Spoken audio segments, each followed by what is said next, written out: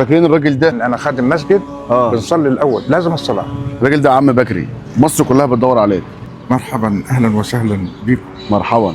انا عايز افهم حاجه، الناس كلها اثرت فيها كلمه خادم المسجد.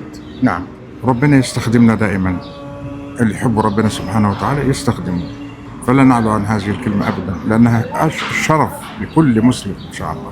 ان شاء الله. يا جماعه انا دخلت العم بكري لقيته بيحفظ الشباب دول قران، حتى جبتهم معانا. انا عايزك بقى تقول لي يا عم بكري، انت حضرتك شغال ايه؟ والله انا الحمد لله يعني كنت فني، وبعدين الحمد لله دلوقتي حاليا بالمعاش، وحاليا ماسك عقار وفي المسجد. ماسك عقار؟ تنفع بقى توريني بقى العقار؟ طب تعالى معانا كده. حضرتك يا عم بكري مثلا نفسك في ايه؟ نفسي زيارة الحبيب، زيارة الحبيب بس. تعمل عمره يعني ولا؟ زيارة الحبيب بأي شكل من الأشكال، ولو لساعة.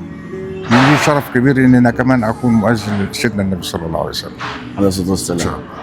وعلى فكرة يا جماعة أنا هسيب لكم رقم عم بكري، بس خلي بالكم الجامع اللي عم بكري بيقعد فيه مفيش فيه أي شبكة خالص نهائي، لأن عم بكري بيبقى على طول قاعد في الجامع 24 ساعة.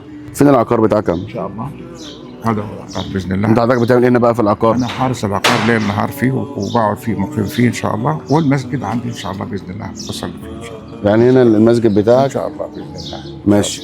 طب أنا شارع ابن سينا إن شاء الله. طب أنا عايزك بقى تقول للناس عنوانك ومكانك. شارع ابن سينا، تقسيم سامي الجمل،